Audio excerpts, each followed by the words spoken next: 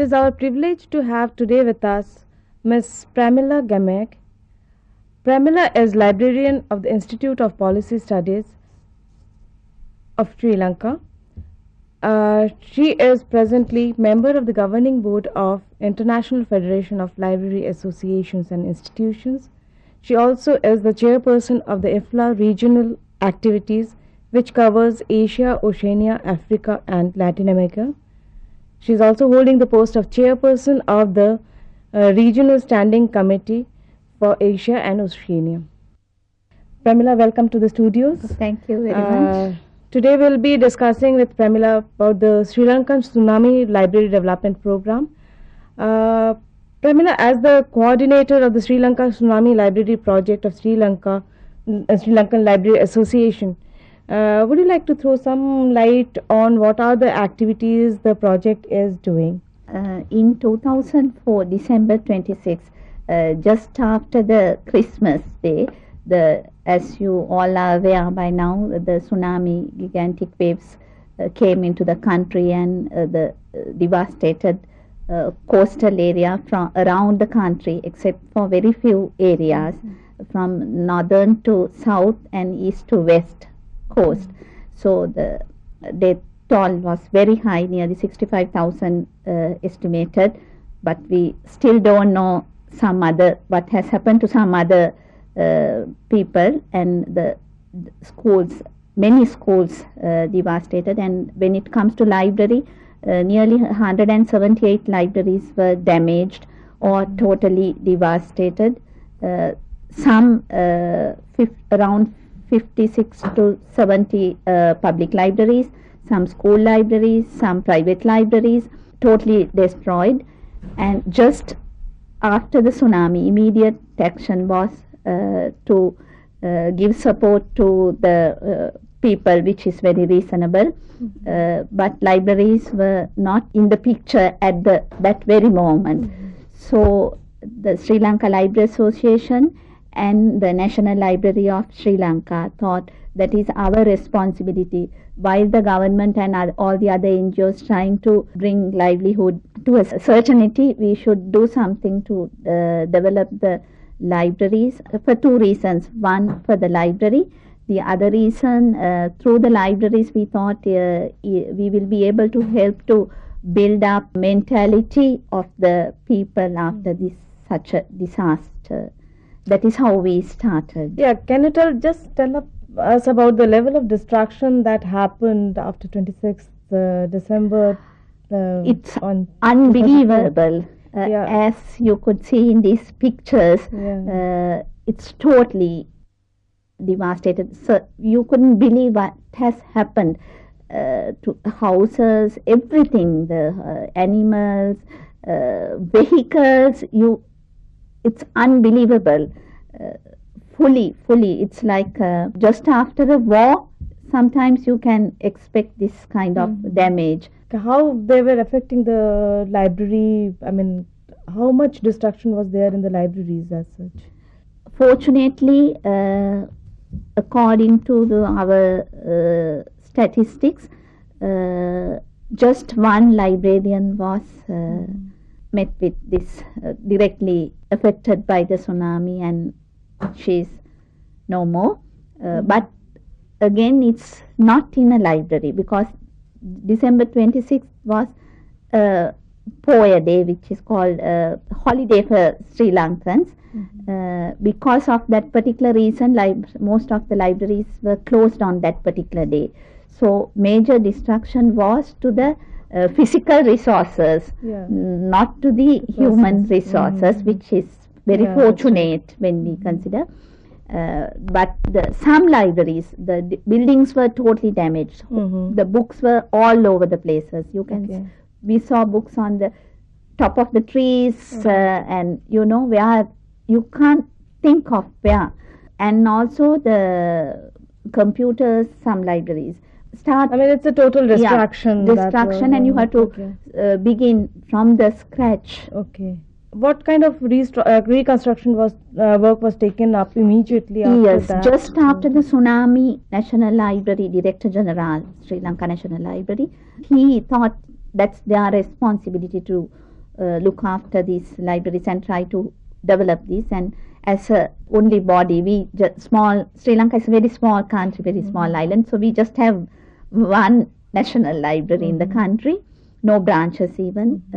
So he requested through IFLA, International Federation of Library Associations and Institutions, to UNESCO to help us, because the resources came to number one, find money, because we could not expect from government to get money to develop libraries. So we made a request to UNESCO and all the other library friends around the world to help us in this major devastation, to bring the libraries and the life of people to the normal status.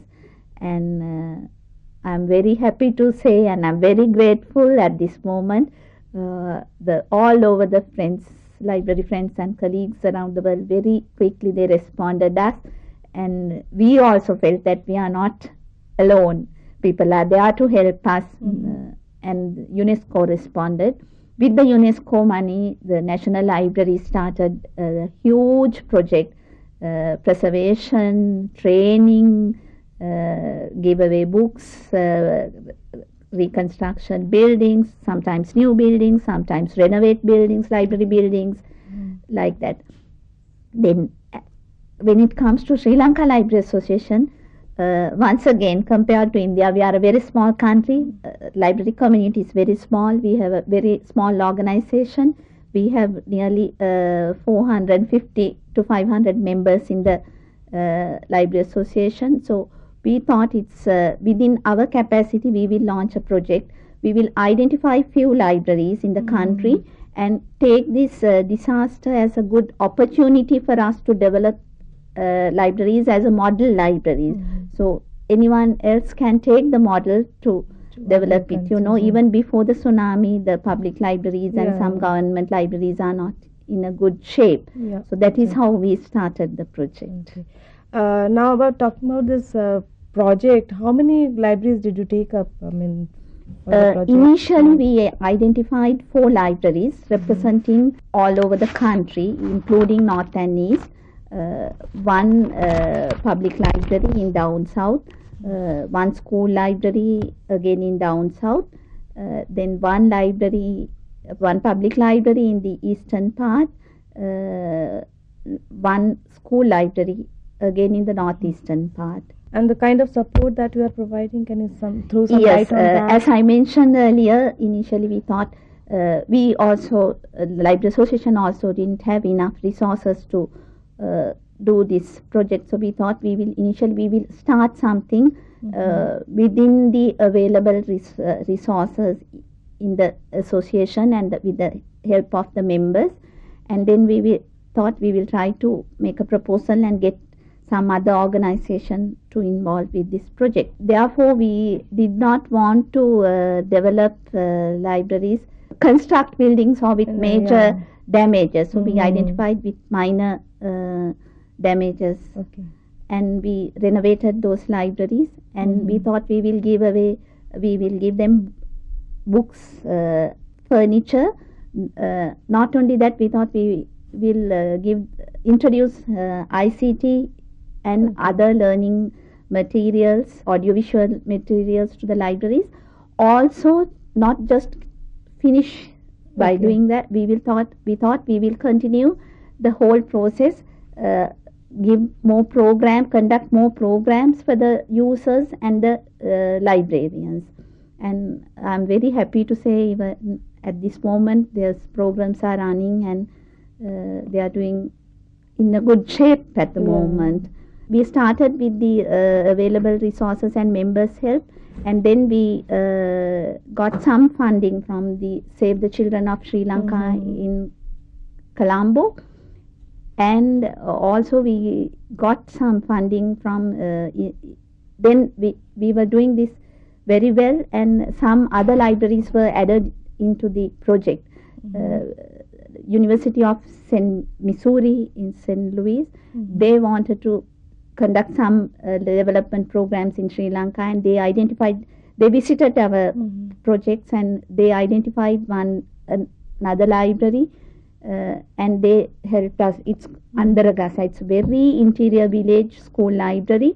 The school was not directly affected by the tsunami, but the whole village. So we thought it's useful and it's a good idea to develop that library, and they helped us. And later, CILIP, Chartered Institute of Library Associations, library professionals in UK, and through IFLA, American Library Associations helped us. They gave us a very good grant to develop this particular school library further. What kind of planning do you suggest for the libraries so that they are well prepared and before time to see that something is coming? Yes, when it happened, actually, no one was ready and not aware of. This is the first time that right. the word was not heard. So now, actually, that there are few organizations in collaboratively doing this, with the National Library taking major part in this, with the support of Library Association.